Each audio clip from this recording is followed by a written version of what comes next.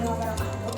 Dari kelompok B akan membacakan keyakinan kelas hasil diskusi hasil kesepakatan di kelompok saya. Kita meyakini bahwa harus tepat terhadap perasaan dari teman-teman, kelima kemudian hasil respon atas masalah yang dari teman. Terima kasih. Sekian dari kelompok C. Assalamualaikum warahmatullahi wabarakatuh. Waalaikumsalam warahmatullahi wabarakatuh.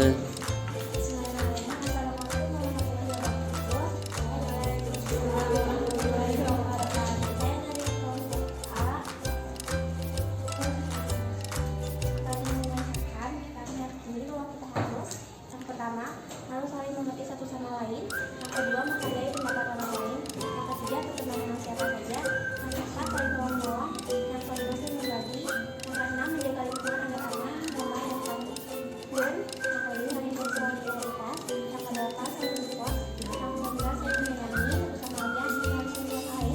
Dan yang kesepuluh, saling menghormati satu sama lain. Terima kasih. Assalamualaikum warahmatullahi wabarakatuh. Waalaikumsalam warahmatullahi wabarakatuh.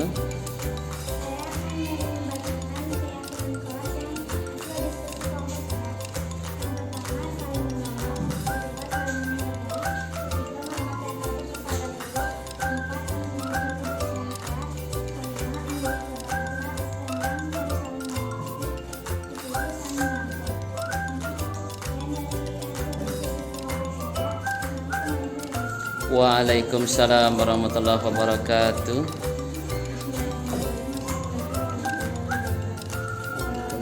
Waalaikumsalam warahmatullahi wabarakatuh.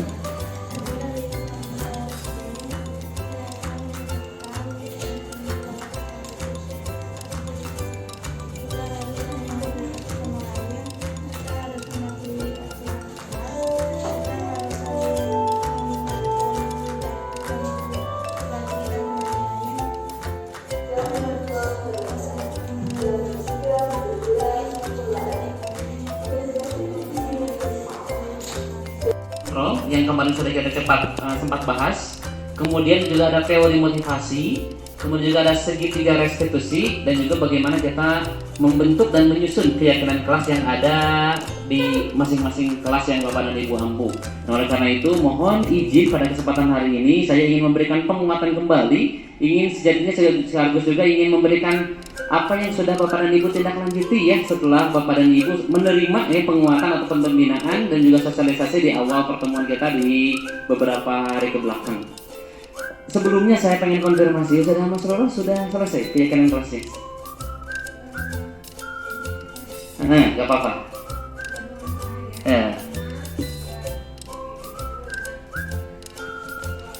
Betul.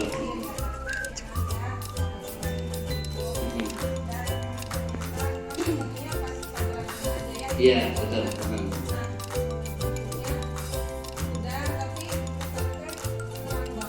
Kurang waktu, iya.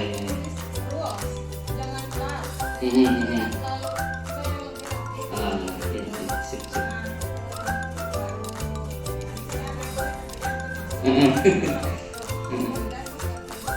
Oke, sip. Baik, terima kasih. Wah, itu nih, sudah selesai keyakinan kelasnya. Sudah didiskusikan dengan kelas, Mhm. kemudian terakhir itu mengetikan Oh, matikannya. Oke, Ya. coba ya.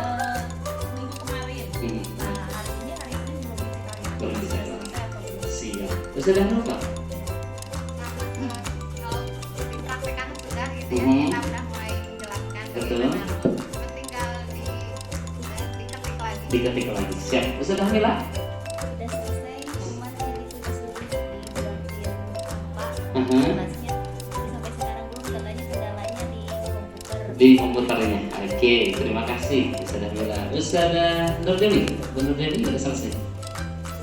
Sudah. Jadi saya tugaskan sama dengan Mhm. Mhm.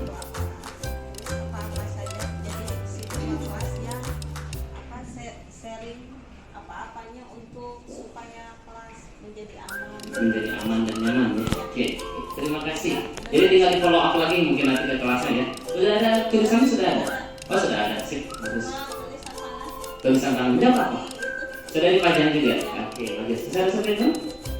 Sudah. Oke, aplikasinya ya. Oke, sudah diambil. Sudah diambil? Sudah ya? Agak bingung.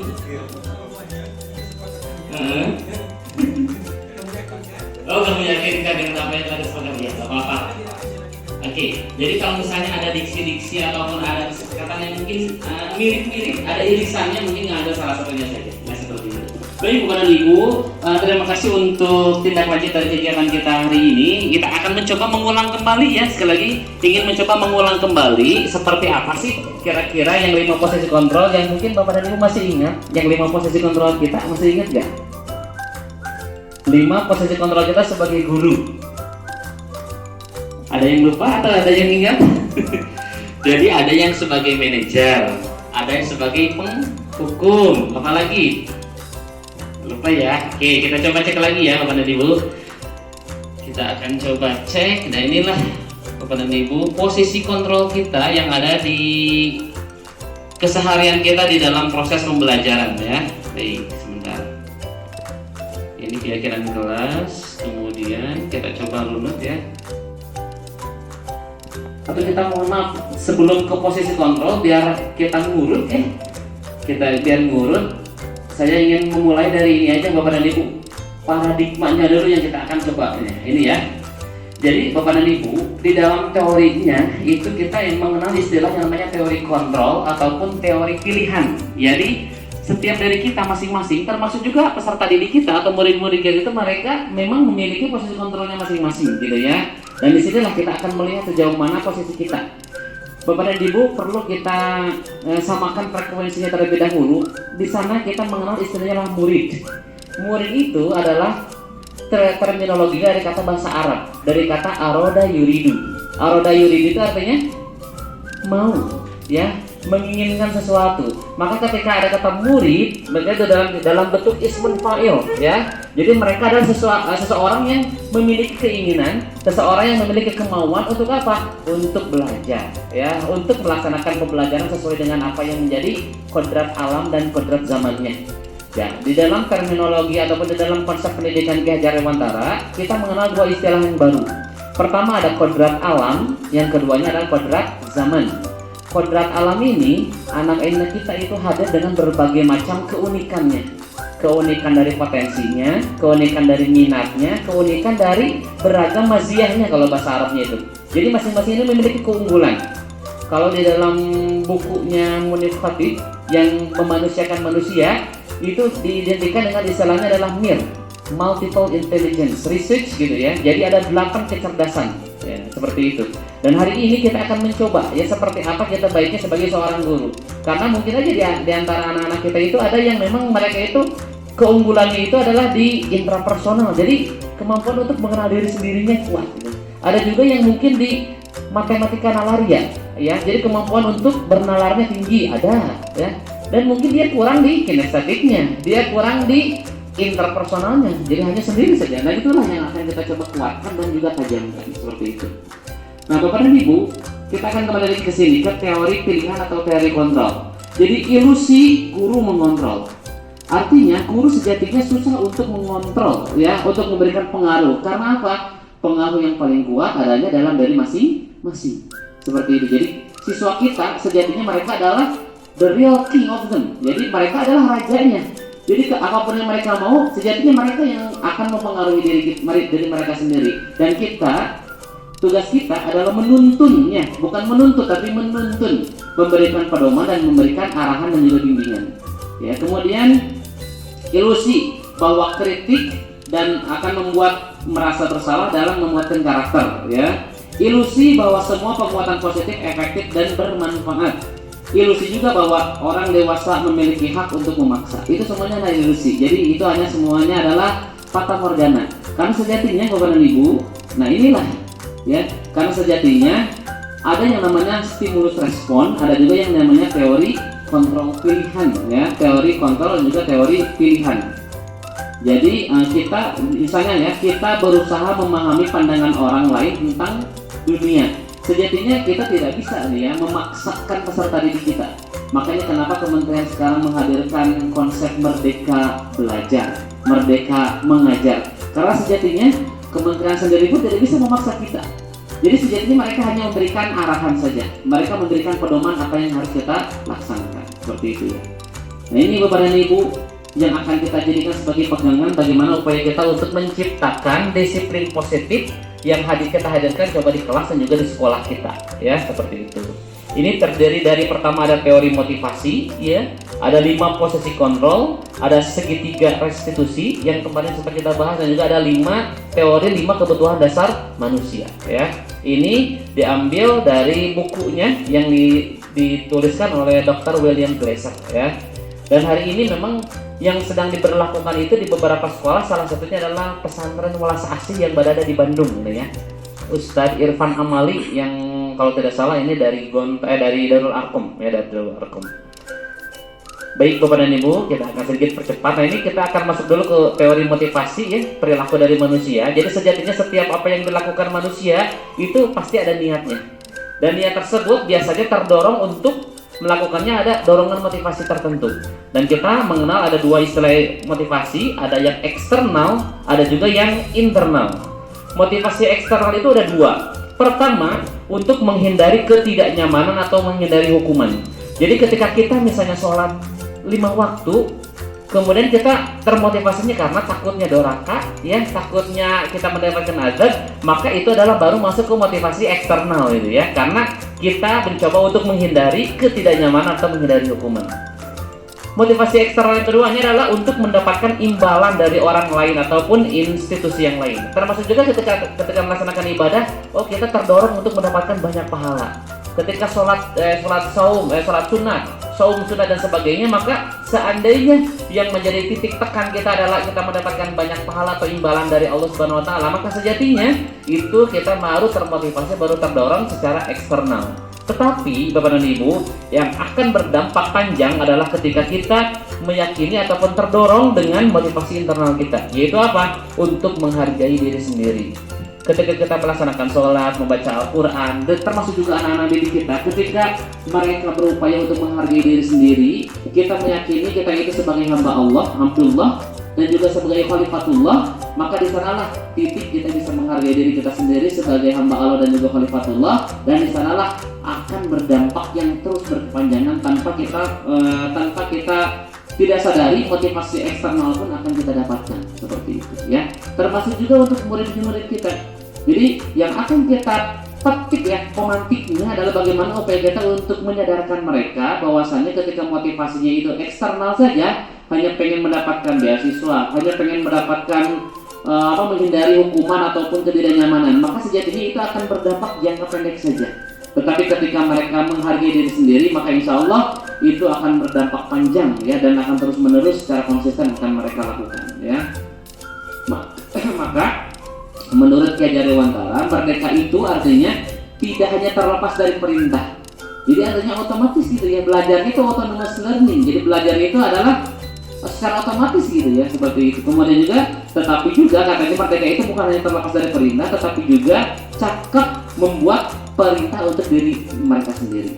Jadi seakan-akan si hati kita ini, si kolbu kita ini akan berupaya untuk terus memotivasi diri sendiri tanpa ada perintah dari orang lain. Nah, dari sanalah memunculkan yang namanya motivasi internal ya, seperti itu.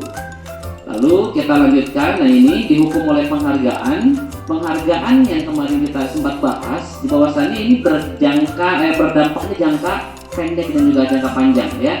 Penghargaan ini memang ada yang sifatnya pendek ya, ada juga yang sifatnya panjang. Penghargaan itu menghukum karena anak itu akan ada sifat seperti adiktif ya. Jadi ini terus gitu ya untuk mendapatkan penghargaan, pengen dielu-elukan lah. Jadi istilahnya star syndrome ya. Jadi sindrom merasa terus di atas gitu ya, seperti itu. Itu juga harus kita hindari karena apa? Ternyata penghargaan yang kita berikan ternyata juga itu hanya berdampak dalam jangka waktu yang tidak relatif panjang seperti itu ya. Kemudian yang selanjutnya, nah ini dihukum oleh penghargaan. Jadi penghargaan itu menurunkan kualitas. Penghargaan mematikan kreativitas. penghargaan mengurangi motivasi intrinsik. Jadi memang ini cukup lumayan PR besar untuk kita semuanya.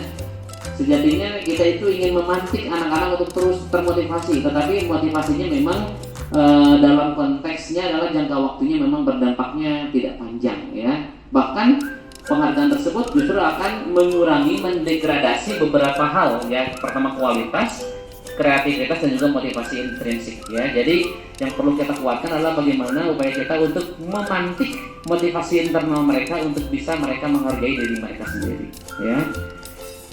Oke, kita lanjutkan. Nah, kita mengenal istilah yang namanya hukuman dan juga ada yang namanya konsekuensi ya. Ada yang tahu bedanya hukuman sama konsekuensi? Ada yang mau menyampaikan ininya pendapatnya? Saudara Ali tahu bedanya hukuman sama konsekuensi? Nah, kita coba ya latihan ya. Coba tindakan guru mencatat 100 kali di dalam buku kalimat saya tidak akan terlambat lagi karena dia terlambat sekolah. Apakah itu hukuman atau konsekuensi? Hukuman. Ya, kita coba clock ya. Lari mengelilingi lapangan basket 2 kali karena terlambat hadir di sekolah. Hukuman atau konsekuensi? Apa? Hukuman. Kita cek ya. Murid diminta untuk push up 15 kali karena tidak menggunakan masker di sekolah. Hukuman juga. Oke, banyak hukuman ya. Menggantikan kertas tugas teman yang telah dicoret-coret. Konsekuensi. Bagus. Coba cek ya nanti ya. Membersihkan tumpahan air di atas meja karena tersenggol pada saat belajar. Konsekuensi. Murid disuruh untuk mengenakan sepatu sehari di sekolah karena tidak mengenakan sepatu hitam. Hukuman ya. Lari mengelilingi lapangan basket 2 kali karena terlambat 10 menit pada saat pelajaran KJOK. Konsekuensi. Kita coba cek ya. Hukuman, konsekuensi, hukuman dan juga konsekuensi. Alhamdulillah, semuanya udah benar ya. Mudah-mudahan sekali lagi kita akan meminimalisir hukuman kepada peserta didik kita dan juga kita akan mengedepankan yang namanya konsekuensi. Dari sanalah Bapak dan Ibu, makanya keyakinan kelas yang mungkin sudah sempat kita buat bersama dengan anak-anak, di sanalah kita akan mencoba untuk mengaplikasikannya. Jadi penerapan konsekuensi di dalam penerapan keyakinan kelas. Jadi mereka ketika melanggar apa yang telah mereka yakini, di sanalah mereka akan mendapatkan konsekuensinya ketika mereka melanggar keyakinan kelasnya, bukan dalam bentuk hukuman ya. Dan hari ini memang di pengasuhan itu jadi catatan besar kita ya. Jadi catatan besar kita dan ya kita akan mencoba untuk merubah paradigmanya sedikit demi sedikit ya. Nah, Bapak dan Ibu, inilah perbedaan antara hukuman dan juga konsekuensi ya. Nanti kita akan coba share ke Bapak dan Ibu sekalian ya untuk informasi ini ya. Baik, selanjutnya adalah restitusi Bapak dan Ibu yang kemarin sudah sempat saya sampaikan ya. Oke, restitusi ini Bapak dan Ibu adalah bagaimana upaya kita untuk bisa menciptakan peserta didik itu berada di zonanya ya, di zona mereka merasakan pelanggaran yang dilakukan itu adalah mereka sadar sendiri gitu ya. Mereka membuat kita membangkitkan mereka untuk menstabilkan posisi di mana mereka telah melanggar ya. Masih ingat ada 3 segitiga itu kan ada 3 ya. Yang pertama masih ingat apa? Apa? Hah? Nah, apa nih? Yang pertama segitiga restitusinya. Oke, ingat gak ya? Yang pertama adalah menstabilkan identitas. Nah, ini nih materinya nih. Nah ini ya Bapak dan Ibu ya. Ini adalah segitiga restitusi kita. Jadi yang pertama adalah menstabilkan identitas. Caranya gimana? Dengan mengungkapkan pertanyaan pernyataan seperti ini. Anakku, yang namanya pelanggaran itu adalah ya kita sebagai seseorang itu pasti pernah melakukan kesalahan. Kita mungkin pernah lupa melakukan pelanggaran ya. Kamu bukan satu-satunya loh yang pernah melakukan ini, bahkan saya sendiri juga pernah melakukannya. Jadi kita mencoba menstabilkan dulu ya identitas anak-anak. Ya menstabilkan, jadi tidak langsung menjudge pelanggaran tersebut. Kenapa kamu terlambat? Nah, jangan sampai seperti dulu, tapi coba stabilkan dulu. Ya, Dek. Ya, setiap orang pasti pernah melakukan kesalahan, pasti pernah lupa dan juga khilaf dalam melakukan pelanggaran, ya seperti itu. Nah, itu distabilkan dulu. Yang keduanya adalah memvalidasi tindakan yang salah. Mohon maaf ya, bukan kebutuhan ya. Memvalidasi tindakan yang salah. Caranya gimana? Kamu tentu punya alasan mengapa melakukan itu. Jadi menanyakan latar belakang, ya. Jadi tidak langsung menjudge. Kenapa kamu terlambat? Kamu main dulu kan? Kamu main sah, itu jangan seperti itu. Jadi kita coba ini dulu, ya, validasi dulu.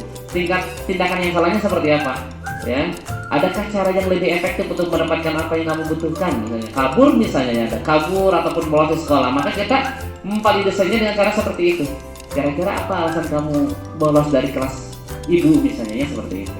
Dan yang baru terakhir adalah menanyakan keyakinan kelasnya.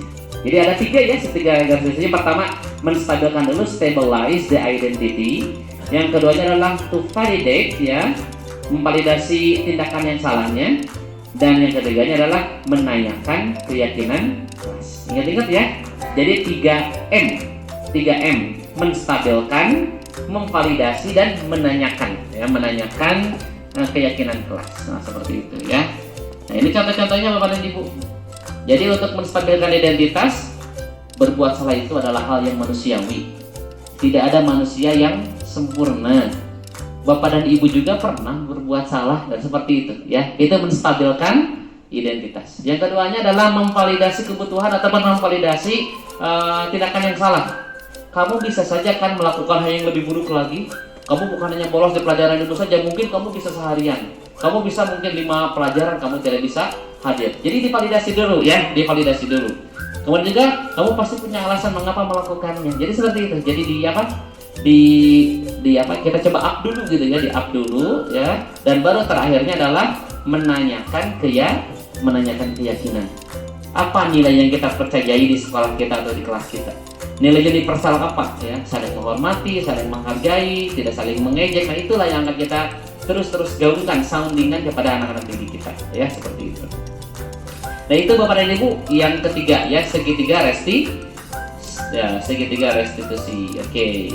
Selanjutnya yang ingin saya kuatkan juga adalah terkait dengan 5 kebutuhan dasar. Nah, ini Bapak dan Ibu, sama seperti kita, karena kita juga sebagai manusia, termasuk juga untuk anak-anak didik kita, ya. Jadi ketika si anak didik melakukan sesuatu, sejatinya ini termotivasi, terdasari, ya, dari 5 kebutuhan ini. Yang pertama, bertahan hidup, ya. Jadi tidak mungkin seseorang melakukan misalnya gitu, ya, mencuri kah, korupsi kah, kalau tidak untuk 5 hal ini, ya, karena ini memang teorinya ada 5 kebutuhan dasar. Jadi ya, ada yang fokusnya adalah kebertahan hidup. Yang keduanya adalah untuk kasih sayang dan rasa diterima, penguasaan otoritatif, ya, kemudian juga kebebasan, pengen bebas gitu, ya, dan yang terakhir adalah untuk kesenangan, ya, seperti itu. Kemarin Muktamar Muhammadiyah juga itu memiliki ini. Kenapa banyak orang berduyun-duyun, itu hampir kalau diprediksi itu bisa, ya, mungkin 500 ribuan mungkin ada, ya, sampai berjubel. Kira-kira apa nih yang melatar belakangi mereka untuk bisa berangkat ke satu tempat, mau macet-macetan, bahkan harus jalan kaki, ya, parkir di mana, harus jalan kaki menuju Stadion Manahan, karena salah satunya ini tergerak mungkin, ya, untuk rasa kasih sayang dan terhadap organisasi, dan juga rasa diterima sebagai bagian dari organisasi tersebut, mungkin seperti itu, ya. Ada juga mungkin karena ingin hiburannya, ada karena mungkin diselingi di antara muktamar tersebut ada kajian, ada kunjungan-kunjungan ke beberapa objek wisata misalnya seperti itu, ataupun yang lainnya seperti itu, ya. Bahkan kalau Bapak dan Ibu kalau lihat yang bintang itu apa kebutuhannya? Penguasaan. Ternyata yang datang ke sana itu banyak sekali para politikus gitu, ya. Untuk apa kira-kira? Karena pengen mendapatkan suara dari Muhammadiyah di 2024. Seperti itu. Jadi inilah sejatinya yang menjadi dasar, ya, kebutuhan dasar, termasuk juga anak didik kita. Kenapa mereka harus diberikan materi tentang bahasa Indonesia, ya? Apakah hanya untuk sekedar bertahan hidup? Apakah untuk kesenangan atau kebebasan dan sebagainya? Maka marilah kita tanyakan kepada diri kita, ya. Kira-kira apa yang akan kita bawa di dalam proses pembelajaran kita untuk anak didik kita, ya. Misalnya ingin membekali mereka untuk bisa bertahan hidup, ya. Bahasa Indonesia ini adalah bahasa pemersatu Indonesia, bahasa pemersatu bangsa. Maka ketika kita memberikan materi pelajaran terkait dengan bahasa Indonesia yang baik dan yang benar, yang baku, ya, maka sejatinya mereka secara otomatis akan mampu bertahan hidup untuk di Indonesia. Bayangkan kalau seandainya dia belajar bahasa Inggris tetapi berada di Indonesia, ataupun belajar bahasa Indonesia tapi tinggalnya di luar negeri dan mereka tidak menggunakan bahasa Indonesia, maka akan sangat sulit. Jadi akan sulit untuk bisa bertahan hidup seperti itu. Ini adalah 5 teori kebutuhan dasar manusia. Nah, ini Bapak dan Ibu yang terakhir adalah terkait dengan 5 posisi kontrol ya, kita sebagai seseorang guru ya, sebagai seorang guru. Baik. Ini yang terakhir ya. Hanya untuk penguatannya. Jadi pertama, Bapak dan Ibu, ada 5 yang berada di kolom yang warna kuning. Itu adalah posisi kontrol kita. Yang pertama, posisi kontrol kita adalah sebagai penghukum. Nah, ya. Yang keduanya adalah sebagai pembuat orang merasa bersalah. Yang ketiganya adalah sebagai teman. Yang keempatnya pemantau, dan yang kelimanya adalah sebagai manajer. Ya, manajer. Menghukum itu, Bapak dan Ibu, maka guru akan berbuat seperti itu, menghardik, menunjuk-nunjuk, menyakiti, menyindir. Itu posisi kontrol kita adalah sebagai penghukum. Kata-katanya biasanya adalah, kalau kamu tidak melakukannya, awas ya, rasakan ya, kamu tahu kan hukumannya apa nanti. Nah, sebagainya. Jadi semuanya itu berarah kepada sana. Dan Bapak dan Ibu, itu akan berdampak yang cukup besar untuk murid-murid kita ya. Karena apa? Tuh, lihat dampak kepada muridnya. Mereka akan mengulangi kesalahan mereka ya. Mentalnya down ya, mentalnya down, dan ternyata anak kecenderungannya akan mengulangi kesalahan yang sama gitu ya. Yang keduanya adalah posisi kontrol kita sebagai pembuat orang yang merasa bersalah gitu ya. Ini membuat alasan-alasan untuk muridnya gitu ya, kitanya gitu ya. Ayolah, lakukanlah demi bapak, demi ibu gitu ya. Masa kamu tidak mau? Ingat tidak, ibu pernah berkata, ibu pernah membantu kamu. Jadi membuat merasa bersalah si muridnya itu sampai dengan nunduk gitu ya, seperti itu ya. Jadi pada akhirnya dampak kepada muridnya adalah mereka merasa rendah diri, bukan rendah hati tetapi rendah diri karena terus ditujuk-tujuk salah gitu ya. Kamu mah sudah tahu ibu udah capek ya, udah mah di rumah lagi berame gitu ya, lagi ribet dan sebagainya. Terus saja ya, belum lagi di sekolah sama bapak kepala sekolah, sama bapak kaseknya terus di japria dan sebagainya. Maka ketika kita melakukan itu di saat anak misalnya tertidur dan kita mengata-ngatai anak seperti itu, maka kita sedang memposisikan kita sebagai pembuat orang merasa bersalah ya. Nah, Bapak dan Ibu, 2 identitas kita ini, 2 posisi kontrol ini ternyata mengarah kepada identitas yang gagal. Jadi kita upayakan untuk menghindarinya ya. Seperti itu. Dan selanjutnya identitas yang kedua, kita sebagai seseorang bisa menghargai diri sendiri dan juga memposisikan murid kita untuk mereka bisa menghargai diri mereka sendiri. Dampaknya Bapak dan Ibu, maka anak-anak akan mencoba untuk mengevaluasi diri. Anaknya akan mencoba bagaimana cara dia memperbaiki diri. Anak-anak akan berupaya untuk supaya tidak melakukan kesalahan yang sama. Inilah 5 posisi kontrol yang memang diharapkan untuk kita bisa melaksanakannya, menghindari 2 yang awal dan mencoba untuk menerapkan 3 posisi kontrol yang terakhir ya, sebagai teman, pemantau dan juga manajer. Seperti itu ya Bapak dan Ibu ya. Oke, selanjutnya. Nah ini salah satunya Bapak dan Ibu, saya kecewa sekali dengan kamu, itu merasa bersalah, itu posisi kontrolnya. Kamu tidak pernah benar melakukannya, ini menghukum, tetapi menghukumnya dalam bentuk verbal ya, verbal. Jadi sebagai penghukum dia. Ayo lakukan demi ibu dan bapak, itu sebagai teman, sebagai partner gitu ya. Kalau pemantau, apakah kamu mau mendapatkan stiker bintang hari ini? Jadi memantau gitu ya perkembangan dari sikapnya. Nah, kalau manajer, bagaimana kamu bisa menyelesaikan masalah ini ya? Kira-kira apa solusi yang kamu bisa berikan dengan melihat kelas seperti ini? Itu posisi kita adalah manajer. Ketika santri misalnya banyak yang tertidur tertidur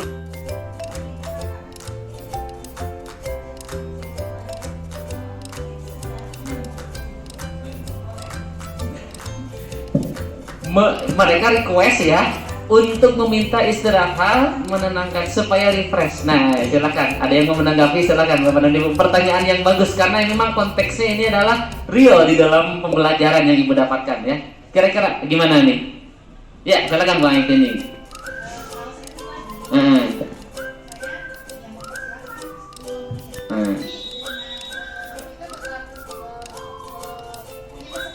Betul,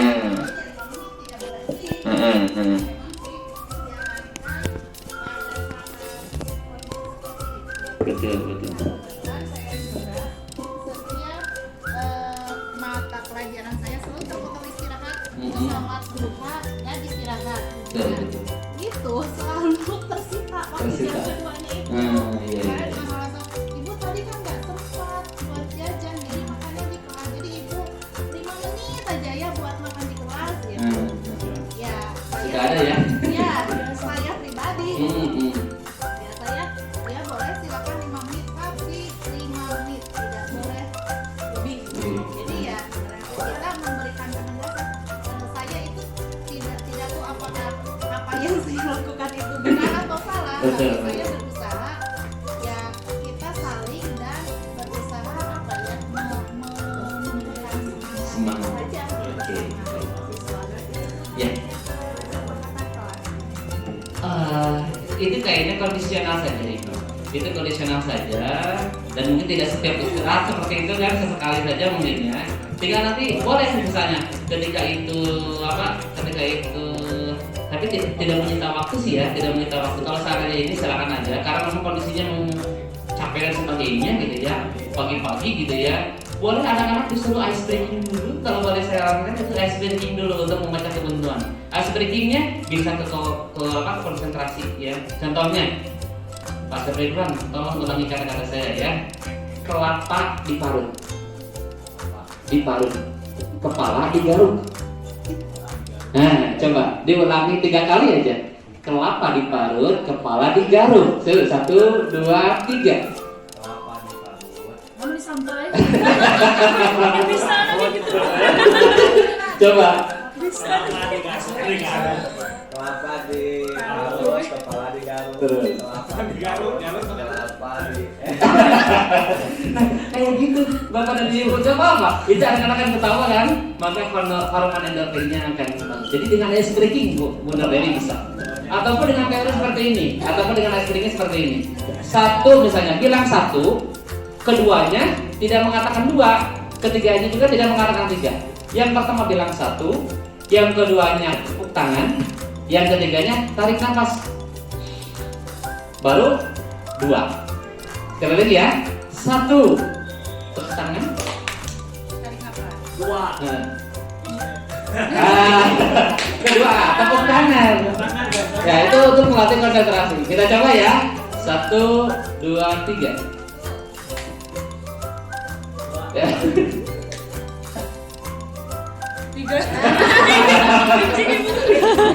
3, gitu ya. 3, oke. Nah seperti itu Bapak dan Ibu. Jadi dengan ice breaking, maka tadi mencairkan suasana ataupun dengan kalau memungkinkan yaitu dengan cara apa?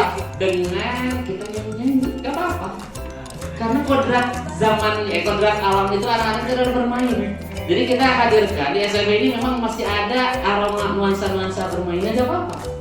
Ya, nuansa bermainnya nggak apa-apa. Jadi di sanalah titik tekan di mana kita menghadirkan mereka belajar tapi sambil bermain atau bermain sambil belajar, silakan sama saja ya, seperti itu.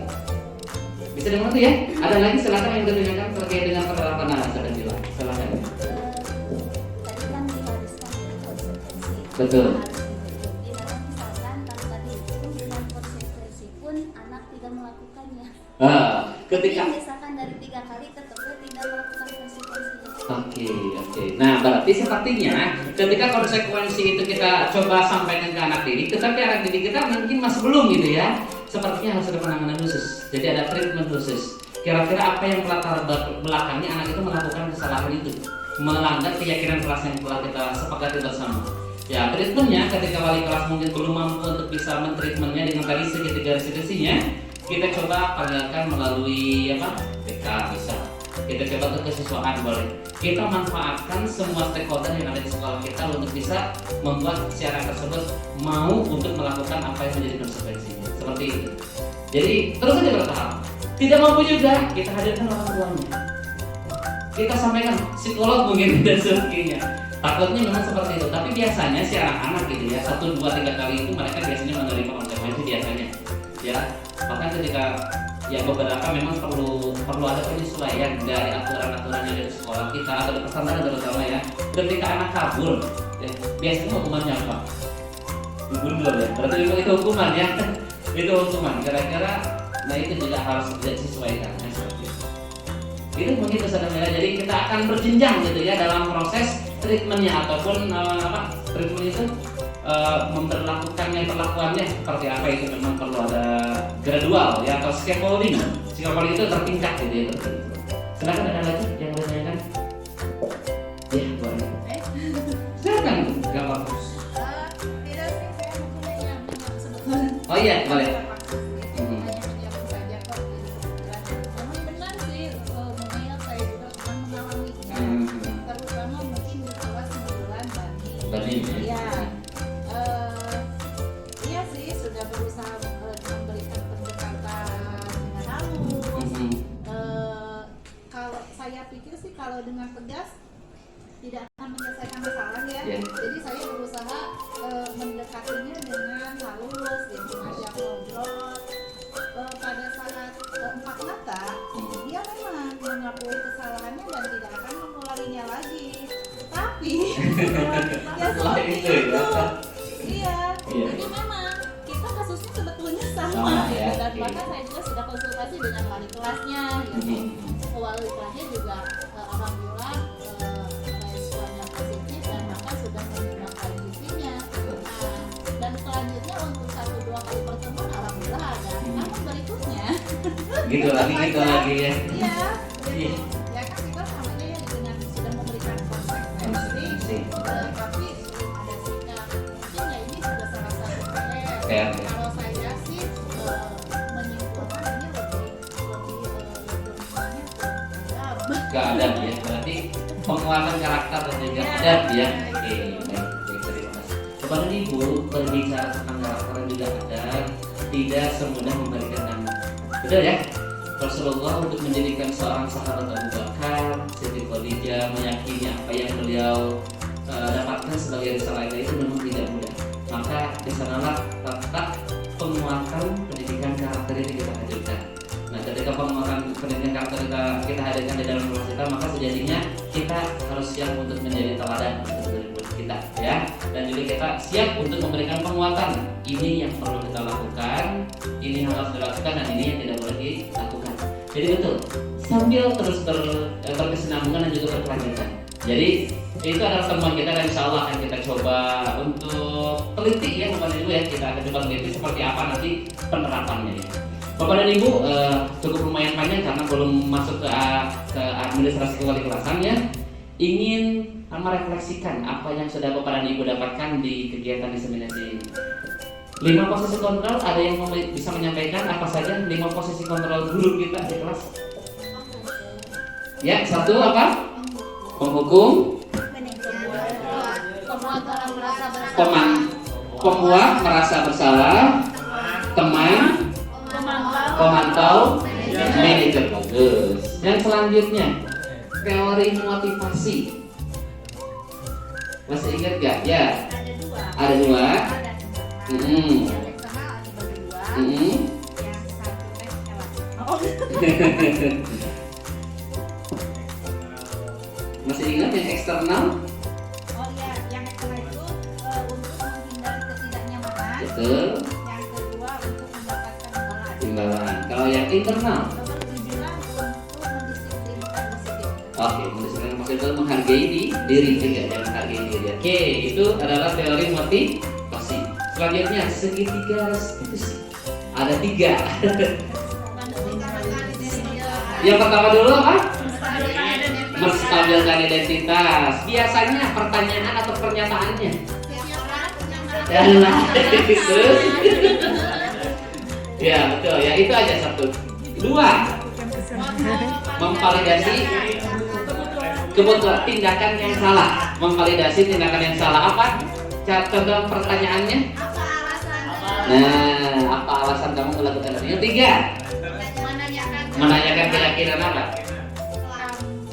Keyakinan keras. Nah, kamu ingin menjadi orang sukses. nah kayak gitu, masya Allah. Baik, terima kasih. Dan terakhir adalah keyakinan kelas. Dan keyakinan kelas ini sekali lagi adalah untuk apa ini? Untuk disepakati bersama di mana? di kelas kita masing-masing ya. Jadi Bapak dan Ibu mohon keyakinan kelas ini sebagai penguatan untuk dilaksanakan ya, diselesaikan mudah-mudahan di 2 hari ke depan. Setelah selesai nanti mohon untuk ditempel di kelas kita masing-masing ya. Itu adalah bagian dari amalan. Awal kita adalah dengan keyakinan kelas saja dulu ya, dan disampaikan terus-menerus ya, sama seperti janji pelajar Muhammadiyah ketika upacara. Janji pelajar Muhammadiyah 1, 2, 3. Keyakinan kelas itu boleh Bapak dan Ibu laksanakannya, dioperasionalkannya dengan cara apa? Dibacakan secara bersama-sama di kelas. Atau satu orang disuruh untuk membaca apa yang menjadi keyakinan kelasnya. Terus gitu ya, dibacakan. Layaknya sholat Al-Fatihah, insya Allah Bapak dan Ibu tidak akan pernah lupa mudah-mudahan. Karena apa? Setidaknya 17 kali dalam seminggu sehari kita akan terus dibaca, dan insya Allah dengan kesepakatan kelas kita mudah-mudahan harus ikut ya. Tinggal kepada Ibu yang belum itu adalah kita belum membuat kesepakatan kita ya di guru-guru ya, nanti kita akan laksanakan bersama. Itu saja yang bisa kami sampaikan di diseminasi budaya positif ini. Mudah-mudahan kita semuanya mampu untuk menerapkan, memahami dulu Bapak dan Ibu ya, memahami apa yang menjadi budaya positif kita. Kemudian selanjutnya mencoba untuk menyusunnya, dan yang terakhir adalah bagaimana upaya kita untuk menerapkannya bersama-sama. Dan diperlukan keistiqomahan dan juga keajegan untuk kita bisa menerapkannya. Kita tutup dengan bacaan hamdalah. Alhamdulillahirabbil alamin. Assalamualaikum warahmatullahi wabarakatuh.